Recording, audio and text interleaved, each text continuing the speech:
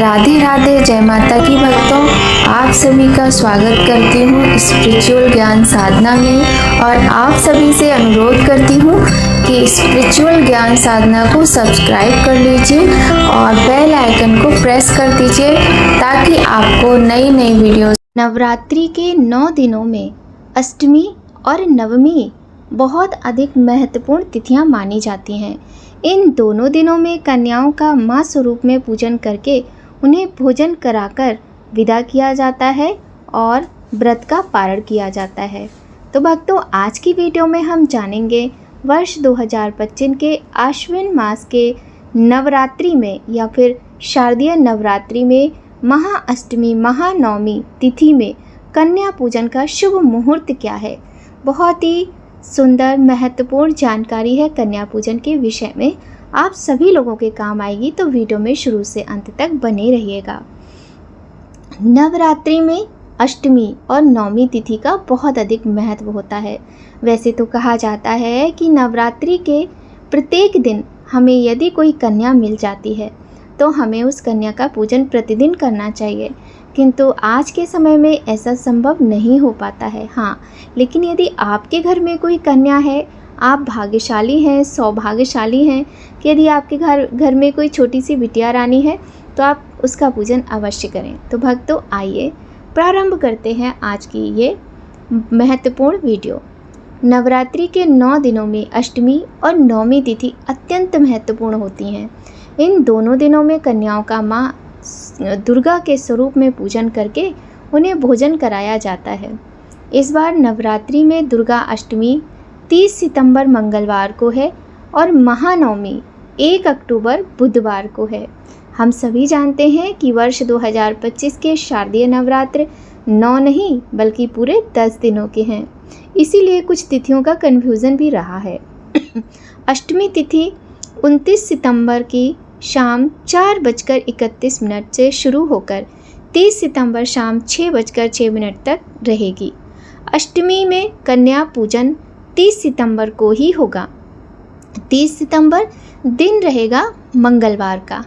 नवमी तिथि 30 सितंबर शाम 6:06 से शुरू होकर 1 अक्टूबर शाम 7 बजे तक रहेगी। तो पूरे दिन हमें तिथियां मिल रही हैं, ये बड़े ही सौभाग्य की बात है।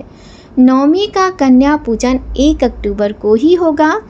आइए अब बात करते हैं कन्या पूजन में शुभ मुहूर्त का, क्योंकि मुहूर्त देखना बहुत ही आवश्यक होता है। पंचांग के अनुसार 30 सितंबर दिन मंगलवार को राहु काल का जो समय है वह दोपहर 3:09 से शाम 4:39 तक का है। इस समय पर कन्या पूजन बिल्कुल नहीं करना चाहिए, इस बात का आपको विशेष ध्यान रखना है।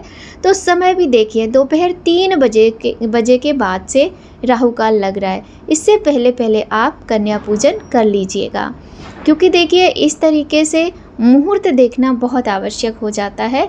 तो आपको बहुत सारा समय मिल रहा है। सुबह ब्रह्म मुहूर्त में उठ जाइए, स्नान करके सारी तैयारी करके कन्या खिला लीजिए।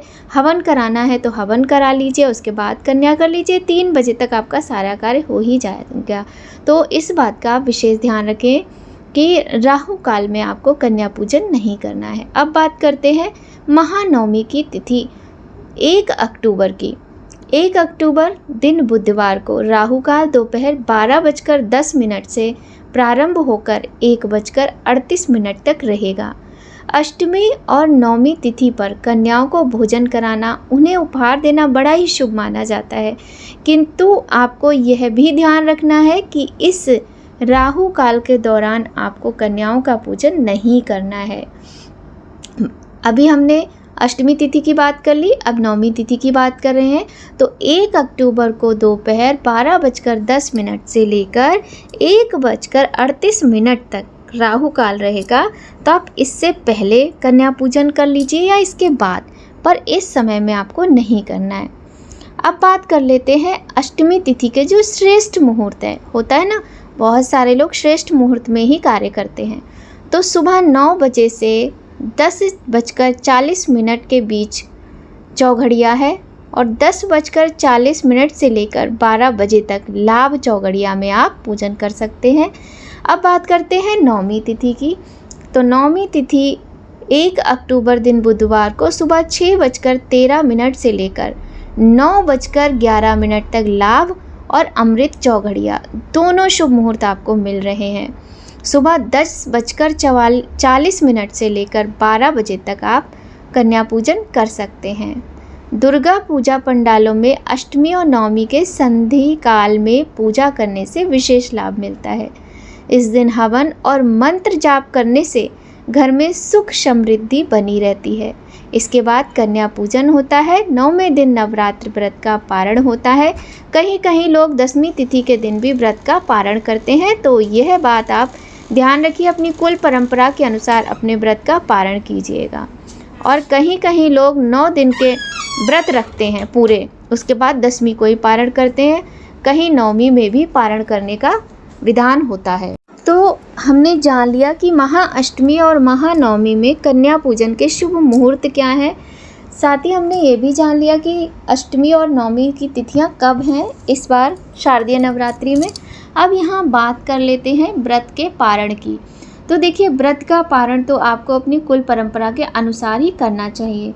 कभी कभी होता है कि किसी के परिवार में कभी किसी ने व्रत नहीं किया होता है नवरात्रि का, वो लोग फर्स्ट टाइम व्रत कर रहे हैं या अपनी मर्जी से भक्तिवश होकर वो ये व्रत प्रारंभ करते हैं, तो वो भी नवमी के दिन माता को विदा करके कन्याओं का पूजन करके उनको विदा करके व्रत का पारण कर सकते हैं। और हाँ देखिए, देवी माता तो 9 ही है, 9 स्वरूप होते हैं। अगर आपके दिमाग में ऐसा कुछ आता है तो आप 10वीं वाले दिन यानी दशहरे के दिन सुबह ब्रह्म मुहूर्त में उठकर 6 बजे से 7 साढ़े 7 तक के बीच में आप व्रत का पारण कर लीजिएगा, क्योंकि दशहरे की भी पूजा होती है ना। तो आप इस तरीके से अपने व्रत का पारण, और पारण में करना क्या है, स्नान तो आपको करना ही करना है। पारण की वीडियो आपको अलग से भी मिल जाएगी, थोड़ा सा मैं इसमें भी बता दे रही हूँ। तो आपको स्नान तो करना ही है, माता का आप पूजन करेंगे अच्छे से, सामग्री और सब हटा देंगे। कलश है, चौकी है, ये कलश विसर्जन, चौकी विसर्जन की वीडियो भी आपको मिल जाएगी कि चौकी कैसे हटाएं, कलश के जल का क्या करें, नारियल का क्या करें, ठीक है, बहुत सारी चीज़ें हैं। वो आपको अलग से एक सेपरेट वीडियो में हम बता देंगे, इसमें नहीं इतना डिटेल में जाएंगे। तो पहले तो आप यही जान लीजिए कि कन्या पूजन के शुभ मुहूर्त हैं और इन्हीं में कीजिएगा। व्रत का पारण नहा धो के करना है, सात्विकता से करना है। जो प्रसाद आप माता को भोग लगाएंगे, कन्याओं को खिलाएंगे, उसी प्रसाद से आपको अपना व्रत का पारण करना होता है, ठीक है। और इसके बाद में जिस दिन आप व्रत का पारण करोगे, चाहे नवमी हो चाहे 10वीं हो, आपको सात्विक भोजन ही लेना है। अगले दिन से आप लहसुन प्याज का यूज़ कर सकते हैं, लेकिन जिस दिन आप व्रत का पारण करते हैं उस दिन लहसुन प्याज का प्रयोग बिल्कुल मत कीजिएगा। और कन्याओं का पूजन करते समय सावधानियां आपको ज़रूर रखनी चाहिए। जैसे कन्याओं को आपको लहसुन प्याज की कोई भी चीज़ भोजन में नहीं देनी होती है। बहुत सारे लोग अच्छा टेस्टी बनाने के चक्कर में जो काले चने होते हैं उनकी जगह छोले बना लेते हैं, प्याज वगैरह डाल देते हैं, नहीं पता होता है। लेकिन इस तरीके की गलती नहीं करनी है हम लोगों को, है ना। बहुत ही सात्विकता के साथ कन्याओं के लिए हमें क्या बनाना है, काले चने, हलवा, खीर, पूड़ी, आप चाहें तो सारी चीज़ें बना लें और चाहें तो काले चने और हलवा बना लें। देखिए 2 चीज़ें तो बनानी ही होती हैं। तो इस तरह से आप कन्याओं के लिए और उपहार लेकर आइए अच्छे अच्छे। मेरे ख्याल से प्लास्टिक के बॉक्स नहीं देने चाहिए, लेकिन वो थोड़ा रीज़नेबल पड़ते हैं इसलिए लोग ले लेते हैं। तो प्लास्टिक बॉक्स की जगह आप लंच बॉक्स की जगह पेंसिल बॉक्स भी दे सकते हैं, कलर दे सकते हैं, पेंसिल दे सकते हैं, इरेज़र, कॉपी, इस तरह की चीज़ें दीजिए। कलर बच्चों को बहुत अच्छे लगते हैं तो आप स्केच कलर या फिर वैक्स कलर दे दीजिए, आर्ट ड्राइंग फाइल दे दीजिए, बच्चों को बहुत अच्छा लगता है। और बाकी तो बैंगल्स होती है, हेयर बैंड्स होते हैं, इस तरीके की चीज़ें भी दे सकते हैं, है ना।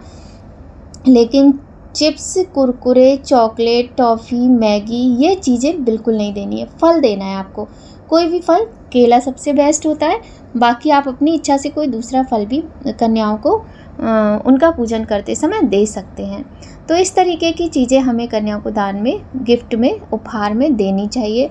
उनका अच्छे से पैर धुलाना चाहिए, उनके तिलक लगाना चाहिए, पैरों में आलता लगा पाएँ तो बहुत अच्छा है। चुनरी उड़ाएं, अपने हाथ से एक कन्या को भोजन जरूर कराएं।